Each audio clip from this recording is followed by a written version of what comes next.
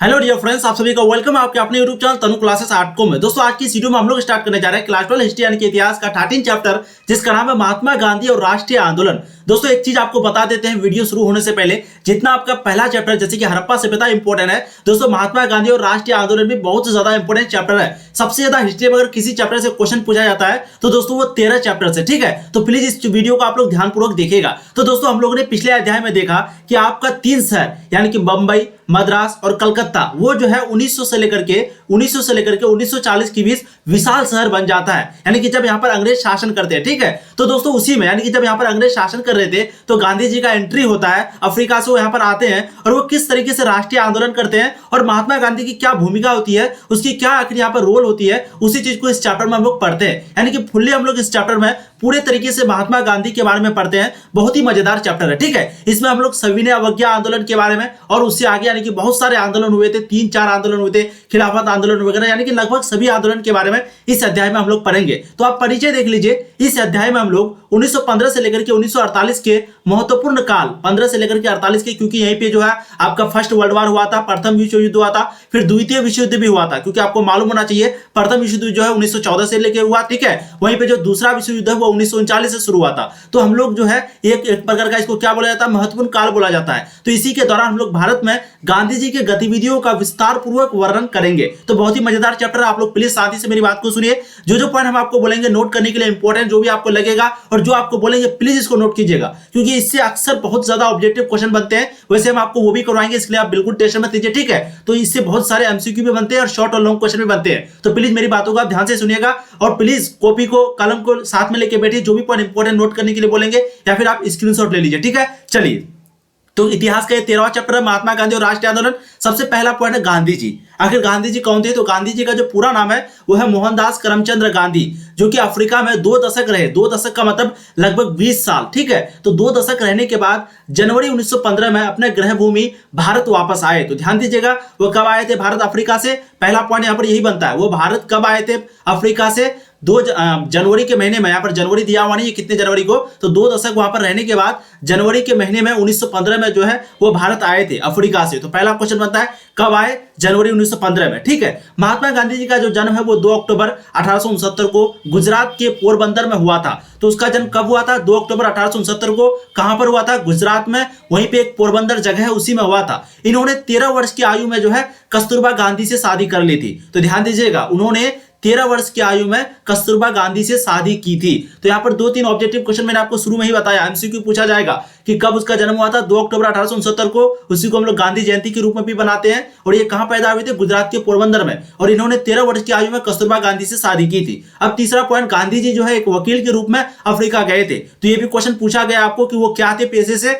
वो वकील थे, ठीक है। बहुत कोई डॉक्टर लगा देता है, नहीं, वो वकील थे और अफ्रीका गए थे और बाद में वो इस क्षेत्र के भारतीय समुदाय के नेता बन गए थे, ठीक है।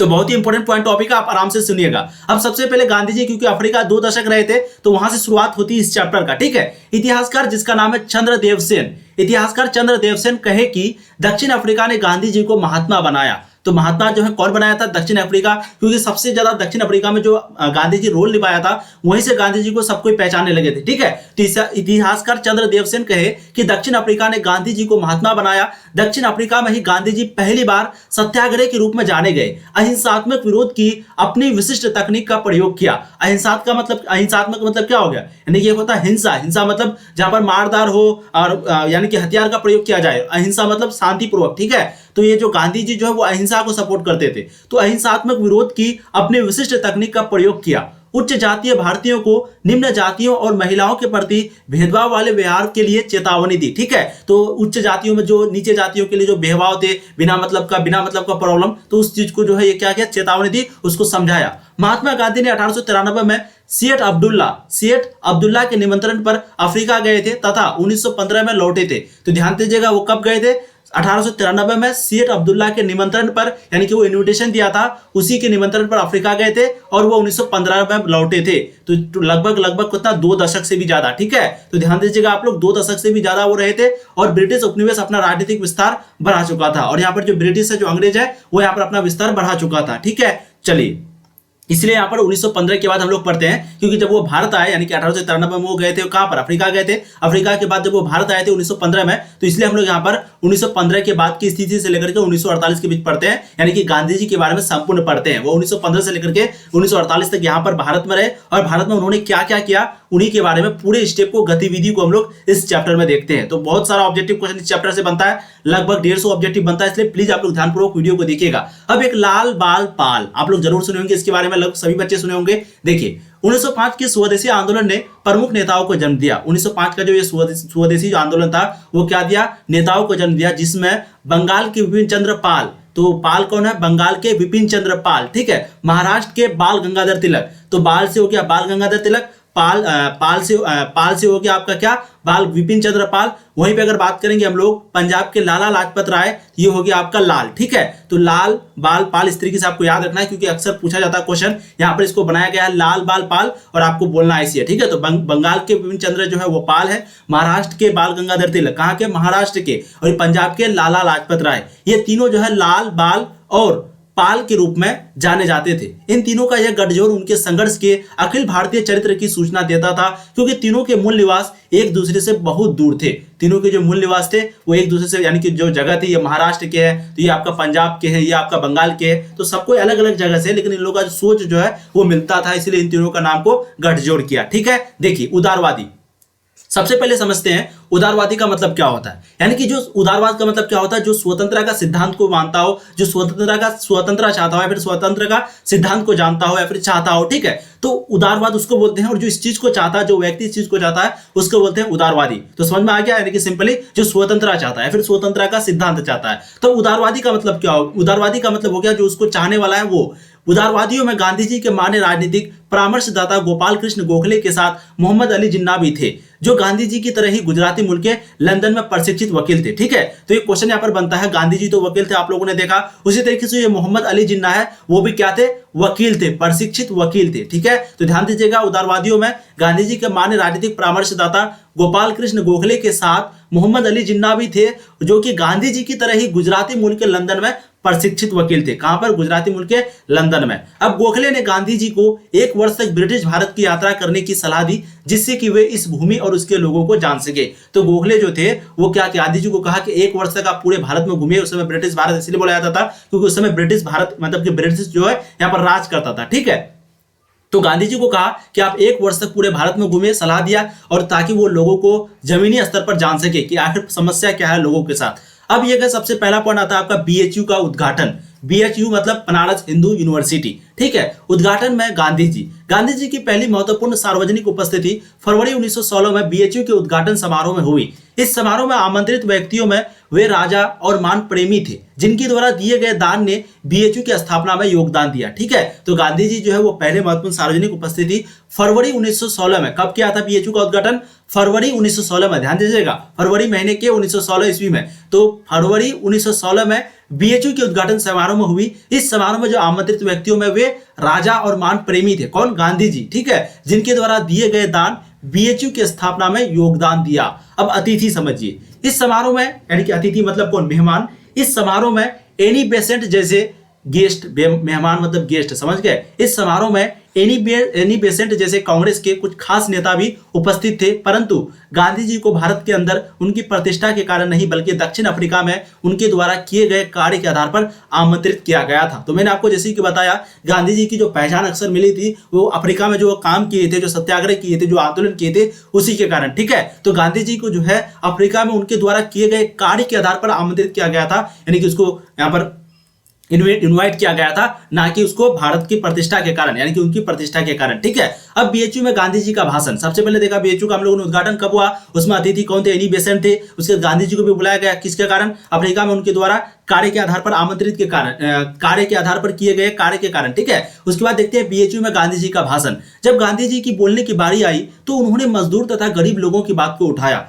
गांधी जी की जब भी बोलने की बारी आती थी वो किसके, गरीब के लोगों की बात, गरीब लोगों की बात, मजदूर की बात, जो छोटे जाते हैं उनकी बात हमेशा उठाते हैं, ठीक है, जिस पर अत्याचार होती है। उन्होंने कहा कि बनारस हिंदू विश्वविद्यालय यानी कि बीएचयू की स्थापना निश्चय ही अत्यंत शानदार है। क्यों शानदार है, क्योंकि हमारी मुक्ति केवल किसानों के माध्यम से नहीं हो सकती, ना ही मतलब कि किसानों के माध्यम से ही हो सकती है, ना तो वकील, ना तो डॉक्टर और ना ही जमींदार। ठीक है, तो चीजें आपको समझ में आ गई। यानी कि बीएचयू में गांधी जी का भाषण यही था कि हम लोगों का जो मुक्ति है वो किसानों के माध्यम से ही हो सकती है, ना कि वकील, ना कि डॉक्टर, ना कि जमींदार। वैसे सब चाहिए, लेकिन मुक्ति जो है हम लोगों को किससे हो सकती है, वो किसानों के माध्यम से ही, क्योंकि किसानों की तादाद बहुत ज्यादा थी और कोई भी आंदोलन संघर्ष करने के लिए किसानों की बहुत जरूरत पड़ती थी। वकील वगैरह की तादाद बहुत कम थी, और क्योंकि अंग्रेज उस समय नौकरी दे रहा था तो अंग्रेज की कंट्रोल पे सारा चीज चल रहा था। ठीक है, अब देखते हैं बहुत ही इंपॉर्टेंट पॉइंट, असहयोग की शुरुआत तथा अंत। ये बहुत ही इंपॉर्टेंट पॉइंट है, ध्यान दीजिए। देखिए 1917 का अधिकांश समय महात्मा गांधी के किसानों के लिए काश्तकारी की सुरक्षा के साथ साथ अपनी पसंद की फसल उपजाने की आजादी दिलाने में बीत गया। वो आए थे 1915 में, आए थे 1915 में, और 1917 में वो असहयोग की शुरुआत कर दी। और अंत और दोनों के बारे में हम लोग पढ़ेंगे। तो 1917 का अधिकांश समय जो है महात्मा गांधी के किसानों के लिए काश्तकारी की सुरक्षा के साथ साथ अपनी पसंद की फसल उपजाने की आजादी दिलाने में बीत गया। किसके साथ? किसानों के साथ, उसके काश्तकारी की सुरक्षा और उसकी सुरक्षा के साथ साथ पसंद की फसल आजादी। यानी कि उस समय क्या होता था, अंग्रेज अपना मनमर्जी, या तो तुम इसकी खेती करो, नील की खेती करो, तुम कपास की खेती करो, वो मनमर्जी करता था। तो ये चाहता था कि किसान अपने मनपसंद जो उसको मन करे, जो वहां पर उपजाऊ हो। ठीक है, 1918 में गांधी जी गुजरात के अपने गृह राज्य में 2 अभियानों में लगे रहे, क्योंकि वो गुजरात में ही पैदाइश हुई थी। तो 1918 में गांधी जी गुजरात के अपने गृह राज्य में 2 अभियानों में लगे रहे। सबसे पहला अभियान था उसका, उन्होंने अहमदाबाद के एक श्रम विवाद में हस्तक्षेप कर कपड़े की मिलों में काम करने वाले मजदूरों के लिए बेहतर स्थिति की मांग की। इसके बाद उन्होंने खेरा में फसल चौपट होने पर राज्य के किसानों का लगान माफ करने की मांग की। ठीक है, तो वो 2 काम किया, यानी कि अपने गुजरात में जाकर के, गृह राज्य में जाकर के 2 काम किया। सबसे पहला काम क्या किया, जो श्रम विवाद थे उसमें जो हस्तक्षेप कर रहा था, उसमें जो दखल दे रहा था बिना मतलब का कपड़ों की मिलों में काम करने वाले मजदूरों के लिए, उन्होंने क्या किया कि बेहतर स्थिति मांगा, इसका स्थिति बेहतर हो। और उन्होंने फसल चौपट पर होने वाले किसानों का जो उस पर जबरदस्ती का टैक्स लिया जाता था, लगान लिया जाता था, उसको माफ करने के लिए कहा। ठीक है, मांग किया। अब देखते हैं चंपारण सत्याग्रह। यह आपका था असहयोग की शुरुआत तथा अंत। अब देखते हैं चंपारण सत्याग्रह। दिसंबर 1916 में लखनऊ में हुई वार्षिक कांग्रेस में बिहार के चंपारण जिले के राजकुमार शुक्ला ने गांधी जी को चंपारण आने का निमंत्रण दिया। तो कब दिया था चंपारण सत्याग्रह? कब? दिसंबर 1916 में लखनऊ में जो हुई थी वार्षिक कांग्रेस में, बिहार के चंपारण जिले के जो राजकुमार शुक्ला थे, उन्हीं ने जो है गांधी जी को चंपारण आने का निमंत्रण दिया था, इन्विटेशन दिया था। गांधी जी ने चंपारण के किसानों के लिए जिन्हें जबरदस्ती अंग्रेजों द्वारा नील की खेती करवाई जाती थी के लिए चंपारण सत्याग्रह आंदोलन चलाया। तो आपको क्वेश्चन पूछा जाएगा चंपारण सत्याग्रह के बारे में, तो आपको सिंपली लिखना है कि वहां पर जो है अंग्रेजों के द्वारा जबरदस्ती नील की खेती करवाई जाती थी। बस इसी को आंदोलन चलाया किसने? गांधी जी ने। ठीक है, कौन उसको निमंत्रित किया था? राजकुमार शुक्ला जी ने। ठीक है, कब? दिसंबर 1916 में जब वो भाषण दे रहे थे, यानी कि वो नहीं, लखनऊ में जब एक समझौता हो रहा था एक वहां पर वार्षिक कांग्रेस में, बिहार के चंपारण में। ठीक है, तो बुलाया गया उसको। अब चंपारण, खेरा और अहमदाबाद में की गई पहल से गांधी जी अब गरीबों के दिल में बस गए, यानी कि मसीहा बन गए, तथा गांधी जी एक राष्ट्रवादी के रूप में सबके सामने उभरे। तो चंपारण, एक खेरा, एक अहमदाबाद, इन तीनों जगह जब वो गए तो उसके बाद जो है उसको बहुत बड़ा पहचान मिली, और वो अब मसीहा बनने लगे, गरीबों के दिल पर राज करने लगे, और गांधी जी जो है एक राष्ट्रवादी के रूप में यानी कि सबके सामने आए। अब रॉलेट एक्ट बहुत ही इंपॉर्टेंट है। रॉलेट एक्ट सबसे पहले है क्या, इस चीज को समझिए, उसके बाद फिर आपको समझाते हैं कि यह हुआ क्या था गांधी जी के साथ। रॉलेट एक्ट के बारे में देखिए, आपको क्वेश्चन पे पूछा जाता है, इसलिए आप लोग यहाँ पर ध्यान से सुनेंगे। देखिए, रॉलेट एक्ट को जो है काला कानून भी कहा जाता है। ठीक है, रॉलेट एक्ट को क्या कहा जाता है? काला कानून भी कहा जाता है। और ये जो है 18 मार्च 1919 को भारत के जो ब्रिटिश सरकार थे उसी के द्वारा लागू किया गया था। तो कब किया गया था? ध्यान दीजिएगा, 18 मार्च को 1919 में, 18 मार्च को 1919 में। तो ध्यान दीजिएगा, रॉलेट एक्ट जो है 18 मार्च 1919 को लागू हुआ था, और किसके द्वारा किया गया था? अंग्रेजों के द्वारा, और इन्हें काला कानून कहा जाता है। अब देखिए हुआ क्या, ये जो है भारत के जो उभर रहे राष्ट्रीय आंदोलन था, जो उस समय आंदोलन हो रहा था, बहुत ज्यादा आंदोलन हो रहा था, अंग्रेज अत्याचार कर रहे थे, जिसके कारण आंदोलन हो रहा था। तो बस इसी आंदोलन को कुचलने के लिए जो है एक उद्देश्य से ये निर्मित कानून था, यानी कि उसी कानून को, जो आंदोलन था उसी को कुचलने के लिए जो ये कानून बनाया गया था, रॉलेट एक्ट। तो आपको समझ में आ गया, जो राष्ट्रीय आंदोलन उभर रहा था उसी को रोकने के लिए, उसी को कुचलने के लिए रॉलेट एक्ट बनाया गया था, इसलिए इसको काला कानून भी कहा जाता है। और कब बना था? 1919 में। ठीक है, तो ध्यान दीजिएगा, इस तरह का क्वेश्चन आपको पूछा जाएगा। अब देखिए 1914 से लेकर के 1918 के महान युद्ध के दौरान, महान युद्ध का मतलब जो द्वितीय विश्व युद्ध हो रहा था, तो 1914 से लेकर के 1918 के महान युद्ध के दौरान अंग्रेजों ने प्रेस मतलब जो मीडिया प्रेस थी उस पर प्रतिबंध लगा दिया था। बिना जांच के कारावास की अनुमति दे दी थी। बिना जांच के यानी कि जांच हो ना हो सीधा उसको जेल भेज दो, इस तरह का अनुमति दे दिया था इस रॉलेट एक्ट के अंतर्गत। अब सर सिडनी रॉलेट की अध्यक्षता वाली एक समिति की संस्तुतियों का मतलब रिकमेंडेशन का मतलब क्या हो गया, जैसे कि मेरा वीडियो आपको रिकमेंडेशन किया, यानी कि कोई आपको पहुंचाया, एक प्रकार का कोई आपके पास लेके आया, तो रिकमेंडेशन यानी कि आपको रिकमेंड किया कि ये चीज आप खरीद लीजिए, ठीक है। तो अब सर सिडनी रॉलेट की अध्यक्षता वाली एक समिति की संस्तुतियों, हिंदी बहुत हार्ड है थोड़ा समझिए, के आधार पर इन कठोर उपायों को जारी रखा गया। इसके जवाब में गांधी जी ने देश भर में रॉलेट एक्ट के खिलाफ एक अभियान चलाया। आगे पंजाब जाते समय गांधी जी को कैद कर लिया गया, प्रांत की स्थिति तनावपूर्ण हो गई और अप्रैल 1919 में अमृतसर में यह तनाव खून खराबे में बदल गया, जब एक अंग्रेज ब्रिगेडियर ने एक राष्ट्रवादी सभा में गोली चलाने का आदेश दिया। तब जलियांवाला बाग हत्याकांड के नाम से जाने गए इस हत्याकांड में 400 से अधिक लोग मारे गए। तो रॉलेट एक्ट में देखिए क्या क्या हुआ, इसमें क्या क्या, बिना मतलब का जांच पर इस पर प्रतिबंध, बिना मतलब का उस पर क्या क्या अनुमति दे दिया कि किसी को भी जेल कर दो, और इसके कठोर उपायों का प्रयोग किया गया, कठोर उपाय, ठीक है। इसके जवाब में गांधी जी क्या क्या, रॉलेट एक्ट के खिलाफ एक आंदोलन चलाया, अभियान चलाया। इसमें जब वो पंजाब जा रहे थे तो उसको क्या कर लिया, कैद कर लिया गया, ठीक है। और अप्रैल 1919 में अमृतसर में ये तनावपूर्ण खून में बदल गया, खून खराबे में, हिंसा वहां पर बहुत ज्यादा होने लगी, जिसमें 400 लोगों से अधिक लोग मारे गए, ठीक है। अब देखिए असहयोग अभियान। रॉलेट सत्याग्रह से ही गांधी जी एक सच्चे राष्ट्रीय नेता बन गए थे। एक रॉलेट एक्ट का खिलाफ चल रहा था, एक सत्याग्रह चला रहा था, इसी से जो है रॉलेट सत्याग्रह से ही जो है गांधी जी एक सच्चे राष्ट्रीय नेता बन गए थे। इसकी सफलता से उत्साहित होकर गांधी जी ने अंग्रेजी शासन के खिलाफ असहयोग अभियान की मांग कर दी। यानी कि इसकी सफलता गांधी जी की सफलता से उत्साहित होकर गांधी जी ने अब अंग्रेजी शासन के इसकी सफलता मतलब ये जो रॉलेट एक्ट की सफलता हुई थी और जितने भी असहयोग वगैरह जितने भी चले थे, इसकी सफलता से जो है गांधी जी ने अंग्रेजी शासन के खिलाफ असहयोग अभियान की मांग कर दी तथा गांधी जी सभी भारतीयों को अंग्रेजों के साधनों का परित्याग करने को कहा तथा उसके साथ साथ संबंध के परित्याग करने को कहा और आग्रह किया गया कि वह कॉलेज, स्कूल व न्यायालय ना जाए, ना ही कर चुकाए यानी ना ही टैक्स चुकाए। आगे चलकर गांधी जी अपने संघर्ष को विस्तारित करने के लिए खिलाफत आंदोलन के साथ हाथ मिला लिया, ठीक है। तो अब खिलाफत आंदोलन क्या होता है हम लोग आगे जानेंगे। तो आपको चीजें समझ में आ गई कि गांधी जी जो है इसको सफलता के बाद उसको और मनोबल इच्छा बढ़ा और इसके साथ साथ वो सभी लोगों को कहा कि अंग्रेजों के द्वारा जितने भी चीजें, कॉलेज, स्कूल, न्यायालय, सारा चीज अंग्रेजों के कंट्रोल में थी तो उसमें आप लोग ना जाए, और इसी के संघर्ष के साथ उन्होंने जो है खिलाफत आंदोलन के साथ हाथ मिला लिया। अब खिलाफत आंदोलन के बारे में भी बहुत क्वेश्चन पूछा जाता है, तो आप ध्यान दीजिएगा। खिलाफत आंदोलन 1919 में चला था, तो कब हुआ था? 1919 से लेकर के 1920 में यह खिलाफत आंदोलन चला था। यह आंदोलन जो है मोहम्मद अली तथा शौकत अली के नेतृत्व में भारतीय मुसलमानों का एक आंदोलन था। तो खिलाफत आंदोलन जो है किसका था? भारतीय मुसलमानों का। किसके नेतृत्व में? मोहम्मद अली जिन्ना जो था और एक शौकत अली के नेतृत्व में, ठीक। अब खिलाफत आंदोलन की क्या मांग थी उसको समझते हैं। क्वेश्चन में आपको कोई भी आंदोलन होता है तो उसका क्यों हुआ, इसका मांग क्या थी, परिणाम क्या हुआ, बस ये 2-3 पॉइंट में आपको आंसर लिखना है, ठीक है। तो सबसे पहले आपको समझ में आ गया खिलाफत आंदोलन का नेतृत्व कौन कर रहा था? मोहम्मद अली तथा शौकत अली, ठीक। ये जो है भारतीय मुसलमानों का एक आंदोलन था, ठीक। अब आगे देखिए, खिलाफत आंदोलन की निम्नलिखित मांग थी। पहले के ऑटोमन साम्राज्य के सभी इस्लामी पवित्र स्थानों पर तुर्की सुल्तान अथवा खलीफा का नियंत्रण बना रहा।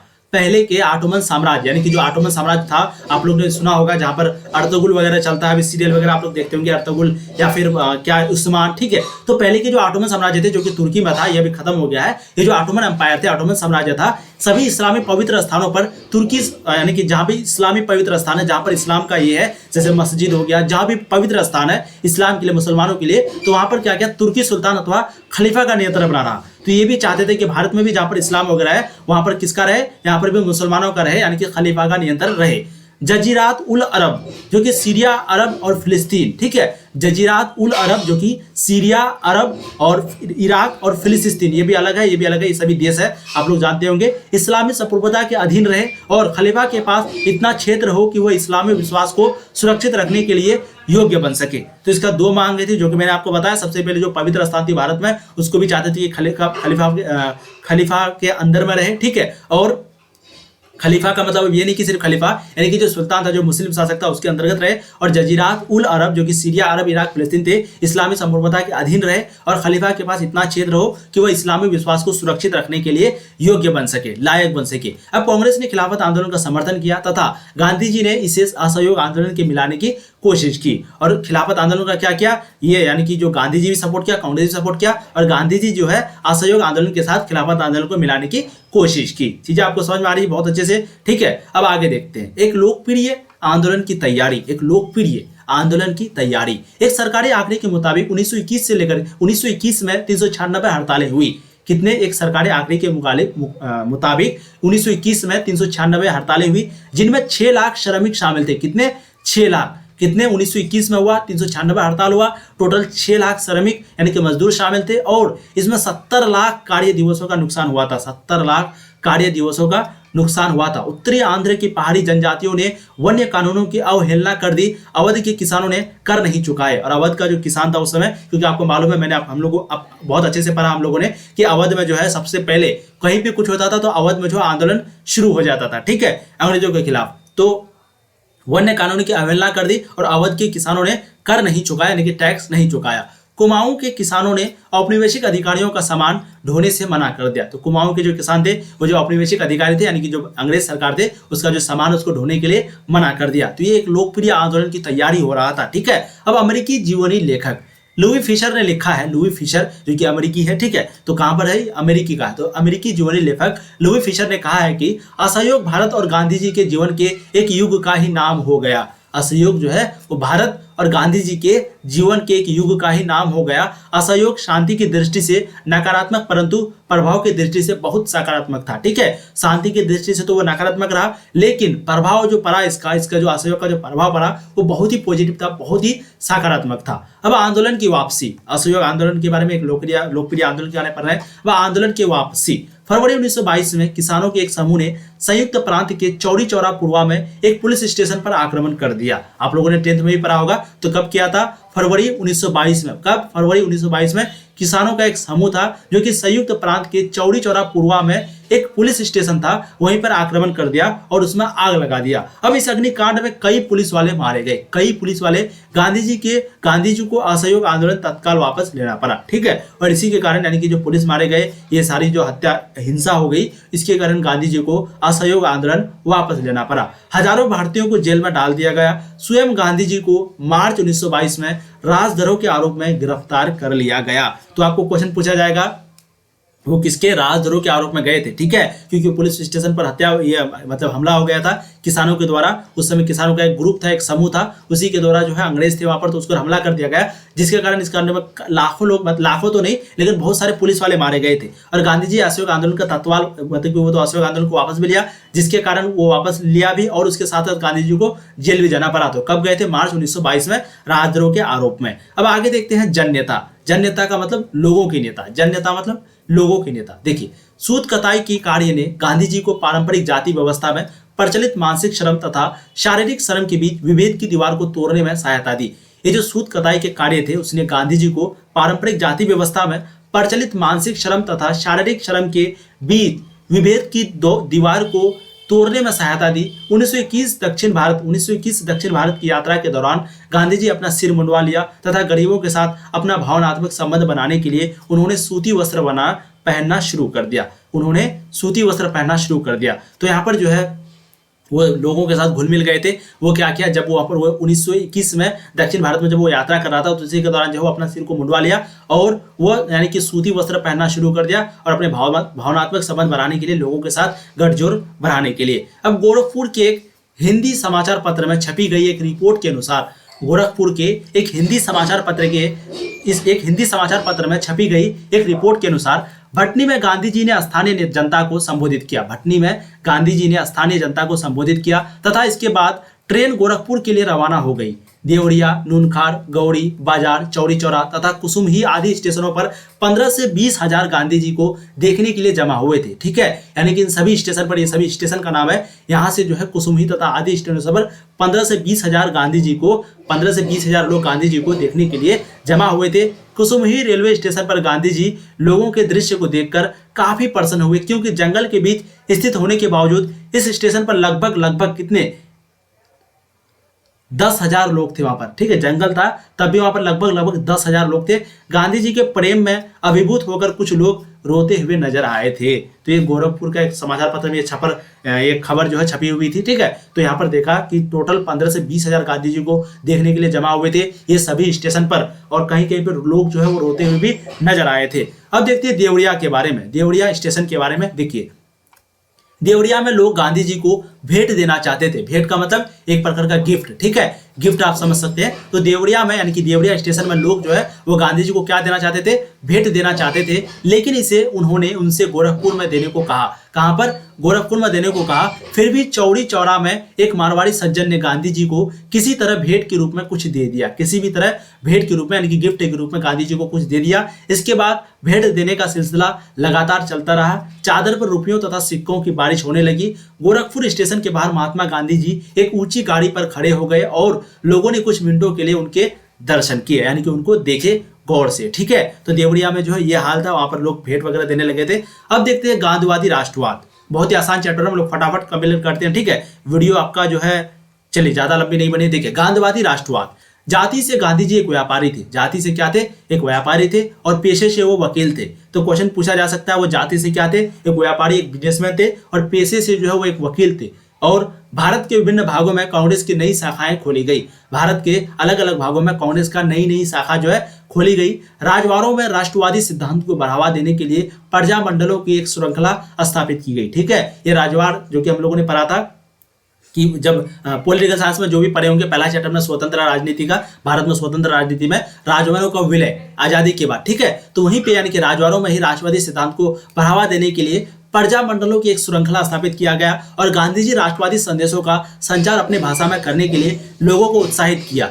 जीडी बिरला जैसे उद्यमियों ने राष्ट्रीय आंदोलन का खुला समर्थन किया, जबकि अन्य जो है मौन रहे। ये जो जीडी बिरला है वो क्या क्या उद्यमी थे, वो क्या क्या राष्ट्रवादी आंदोलन का खुला समर्थन किया, और बाकी जितने भी उद्यमी थे वो क्या क्या मौन रहा, यानी कि चुपचाप रहा। तो गांधी जी के सपोर्ट में थे पूरा, ठीक है। अब एक प्रतिभाशाली वर्ग का गांधी जी से मिलन। एक प्रतिभाशाली, आप समझ जाएंगे आगे। देखिए 1917 से लेकर के 1922 के बीच भारतीयों के बहुत ही प्रतिभाशाली वर्ग ने खुद को गांधी जी के साथ जोड़ लिया। प्रतिभाशाली मतलब एक प्रकार का प्रतिभा, आपके अंदर ये करने की प्रतिभा है, ठीक है। तो उन्हीं लोगों का एक वर्ग था, तो उन्होंने जो है गांधी जी के साथ अपना गठ जोड़ लिया। इस वर्ग में वल्लभ भाई पटेल, जेपी कृपलानी, महादेव देसाई, सुभाष चंद्र बोस, अब्दुल कलाम आजाद, जवाहरलाल नेहरू, सरोजनी नायडू, गोविंद वल्लभ पंत तथा सी राजगोपालाचारी थे, ठीक है। तो इसमें लगभग सभी थे, यानी कि इस वर्ग में यानी कि प्रतिभाशाली वर्ग में ये सभी लोग थे। कौन कौन, वल्लभ भाई पटेल, जेबी कृपलानी, महादेव देसाई, सुभाष चंद्र बोस, अब्दुल कलाम आजाद और जवाहरलाल नेहरू, सरोजनी नायडू और गोविंद वल्लभ पंत तथा सी राजगोपालाचारी थे। गांधी जी के लिए यह घनिष्ठ सहयोगी विशेष रूप से अलग अलग क्षेत्रों के साथ ही अलग अलग धार्मिक परंपराओं से जुड़े थे, ठीक है। और गांधी जी के साथ ये घनिष्ठ सहयोगी भी थे और अलग अलग क्षेत्र से थे, अलग अलग जाति थे, अलग अलग धर्म थे, अलग अलग परंपरा थे, तब भी इन लोगों ने गांधी जी का साथ दिया, गांधी जी के साथ जुड़े। अब 1924 की रिहाई। गांधी जी फरवरी 1924 में जेल से रिहा हुए। गांधी जी 1924 में जेल से रिहा हुए। उन्होंने खादी कपड़े को बढ़ावा देने तथा छुआछूत को समाप्त करने में ध्यान दिया। उस समय छुआछूत वाला बीमारी बहुत चल रहा था। छुआछूत का मतलब बीमारी नहीं, यानी कि आप अगर इस सामान को ग्लास को टच कर ले तो उससे हम और पानी नहीं पिएंगे, उसी तरह का, ठीक है। तो गांधी जी जो है फरवरी कब हुए थे, वो जेल से रिहा कब हुए थे, फरवरी 1924 में, ठीक। अब उन्होंने गांधी कपड़े को बढ़ावा देने, उन्होंने खादी कपड़े को बढ़ावा देने तथा छुआछूत को समाप्त करने में ध्यान लगाया। गांधी जी राजनीतिक जितने थे उतने ही वे समाज सुधारक भी थे। वो राजनीतिक भी थे और समाज सुधारक भी थे। उनका विश्वास था कि आजादी के लायक बनने के लिए, आजादी के योग्य बनने के लिए भारतीयों को छुआछूत तथा बाल विवाह जैसे सामाजिक बुराइयों से मुक्त होना पड़ेगा, ठीक है। तो गांधी जी का ऐसा मानना था, गांधी जी को ऐसा विश्वास था कि आज़ादी अगर चाहिए तो आपको छुआछूत वाला जो प्रॉब्लम है उसको और बाल विवाह जो जैसी सामाजिक बुराई थी उसको क्या करना पड़ेगा, खत्म करना पड़ेगा, उसको छोड़ना पड़ेगा, मुक्त होना पड़ेगा। गांधी जी का राजनीतिक में पुनः प्रवेश। गांधी जी का राजनीतिक में पुनः प्रवेश समझिए यहाँ पर आप लोग देखिए। असहयोग आंदोलन समाप्त होने के कई साल बाद तक महात्मा गांधी ने अपने आप को समाज सुधारकों कार्यों में लगाया। ये बिल्कुल कहानी जैसा है, जो आपको इंपॉर्टेंट पॉइंट बोलेंगे उसको समझिएगा। गांधी जी के बारे में पढ़ रहे हैं, राष्ट्रपिता के बारे में पढ़ रहे हैं, तो आप लोगों को चीजें जो है अच्छे से समझ में आनी चाहिए। बहुत आसान है, कोई भी बड़ा चैप्टर नहीं है, ठीक है। देखिए, गांधी जी का राजनीतिक में पुनः प्रवेश, इसका जब हम लोग ऑब्जेक्टिव क्वेश्चन बनाएंगे, एमसीक्यू बनाएंगे, तो वहां पर आपको फिर बहुत मजा आएगा, क्योंकि वहां पर जो है हम लोग पूरा ऑब्जेक्टिव करेंगे। लगभग 100 प्लस आपका इस चैप्टर से ऑब्जेक्टिव क्वेश्चन बनता है, ठीक है। देखिए, गांधी जी का राजनीति में पुनः प्रवेश, द्वारा प्रवेश। असहयोग आंदोलन समाप्त होने के कई साल बाद तक महात्मा गांधी ने अपने आप को समाज सुधारक कार्यों में लगाए रखा, ठीक है। तो असहयोग आंदोलन के समाप्त होने के कई साल बाद तक महात्मा गांधी जो है अपने आप को समाज सुधारक कार्यों में लगाए रखा। 1928 में उन्होंने दोबारा राजनीति में आने की सोची। कब सोची थी? 1928 में। रिहा उसको कब किया गया था? ध्यान रखिएगा, फरवरी 1924 में वो जेल से रिहा हुए थे, और 1928 में यानी कि लगभग 4 साल के बाद वो दोबारा राजनीति में आने की सोची। और उस वर्ष श्वेत सदस्यों वाले साइमन कमीशन, जो कि उपनिवेश की स्थितियों की जांच पड़ताल के लिए इंग्लैंड से भेजा गया था, के खिलाफ अखिल भारतीय अभियान चलाया जा रहा था। और गांधी जी खुद इस आंदोलन में भाग नहीं लिया, पर अपना आशीर्वाद दिया था, ठीक है। तो गांधी जी तो इस अभियान में यानी कि अखिल भारतीय अभियान में तो वो भाग नहीं लिया था, लेकिन इसको आशीर्वाद दिया कि चले आप लोग सक्सेस हो जाइए। अब 1929 में दिसंबर के अंत में, कब? 1929 में दिसंबर के अंत में कांग्रेस ने अपना वार्षिक अधिवेशन लाहौर शहर में किया, तथा यह अधिवेशन 2 दृष्टियों से महत्वपूर्ण था, जो निम्न है। अब कौन कौन सा दृष्टि समझिए, तो ध्यान दीजिए। कब? 1929 के दिसंबर में। कहां पर किया था? ये जो अपना जो वार्षिक अधिवेशन है वो लाहौर शहर में किया था, जो कि अभी पाकिस्तान में, ठीक है। जवाहरलाल नेहरू का अध्ययन के रूप में चुनाव, जो युवा पीढ़ी को नेतृत्व को घड़ी सौंपने का प्रतीक था। तो जवाहरलाल नेहरू का अध्ययन के रूप में चुनाव, जो युवा पीढ़ी को नेतृत्व के घड़ी सौंपने का प्रतीक था। पूर्ण स्वराज अथवा पूर्ण स्वतंत्रता की उद्घोषणा। 26 जनवरी 1930 को विभिन्न स्थानों पर राष्ट्रीय ध्वज फहराकर, राष्ट्रीय झंडा फहराकर, देशभक्ति के गीत गाकर स्वतंत्रता दिवस मनाया गया। तो क्वेश्चन पूछा जाता है, पूर्ण स्वराज अथवा पूर्ण स्वतंत्रता की घोषणा, यानी कि एक बार आजादी की घोषणा कर दी गई थी, तो 26 जनवरी को 1930 में। कब? 26 जनवरी 1930 को, ठीक है। आधी रात को लगभग थी, तो राष्ट्रीय ध्वज फहराकर जो है देशभक्ति के गीत गाकर क्या कर दिया? स्वतंत्रता दिवस मनाया गया, ठीक। अब देखिए दांडी के बारे में। देखिए, 26 जनवरी 1930 को स्वतंत्रता दिवस मनाए जाने के तुरंत बाद गांधी जी ने घोषणा की कि ब्रिटिश भारत के सर्वाधिक घृणित कानूनों में से एक, जिसने नमक के उत्पादन और विक्रय पर राज्य को एकाधिकार दे दिया है। तो कब? ये 26 जनवरी 1930 को स्वतंत्रता दिवस मनाया गया। उसके जाने के तुरंत बाद, यानी कि मनाए जाने के तुरंत बाद यह घोषणा की कि, अच्छा 1 सेकंड, वीडियो जो है ऑलरेडी, एक काम करते हैं हम लोग, नेक्स्ट वीडियो में हम लोग डांडी से पढ़ेंगे डांडी को, क्योंकि डांडी थोड़ा बहुत बड़ा टॉपिक है, मुझे लगता है फिर 5-6-7 मिनट आप लोगों का ले लेगा, ठीक है। तो एक काम करते हैं, ये चीज़ ध्यान रखिएगा कि आपका जो आज़ादी का दिवस है वो कब मनाया गया था? 26 जनवरी 1930 को। और हम लोग पार्ट 2 में जो है, पार्ट 2 में डांडी करेंगे, और चैप्टर को पार्ट 2 में ही समाप्त करने का पूर्ण रूप से कोशिश करेंगे। मुझे लगता है हो भी जाएगा, ठीक है। तो देखिए, सभी टॉपिक इंपॉर्टेंट था। गांधी जी का राजनीतिक में पुनः प्रवेश कब हुए थे? फरवरी 1924 में। और शुरू में मैंने आपको बताया पेशे से वकील थे। अक्सर इस तरह का क्वेश्चन पूछा जाएगा, आपको पूछा जाएगा वो भारत जो है वो कब आए थे। ये क्वेश्चन इस तरह अक्सर पूछा जाता है, वो भारत कब आए थे, ठीक है। तो ध्यान रखिएगा, उसकी पैदाइश जो है 2 अक्टूबर 1869 को हुआ था। और गांधी जी क्या थे? एक वकील थे। 13 वर्ष की आयु में जो है उन्होंने कस्तूरबा गांधी से शादी कर लिया था, ठीक है। और वो भारत जो है 1914 को आए थे। तो ध्यान दीजिएगा, 1914 को भारत आए थे, और 1939 तक, 1914 से लेकर के 1939 तक जो है यहाँ पर हम लोग 1915 से लेकर 1948 तक यहाँ पर पढ़ते हैं, लेकिन 1914 में वो जो है भारत आए थे, ठीक है। चलिए, तो बहुत इंपॉर्टेंट पॉइंट है। हम लोग यहीं पे चैप्टर को समाप्त करते हैं। एक और पार्ट बनेगा, उसके बाद फिर जो हम लोग इस चैप्टर को ऑब्जेक्टिव क्वेश्चन बनाएंगे, फिर सब्जेक्टिव क्वेश्चन बनाएंगे, फिर जो है आपका चैप्टर को समाप्त कर देंगे। Thank you for watching.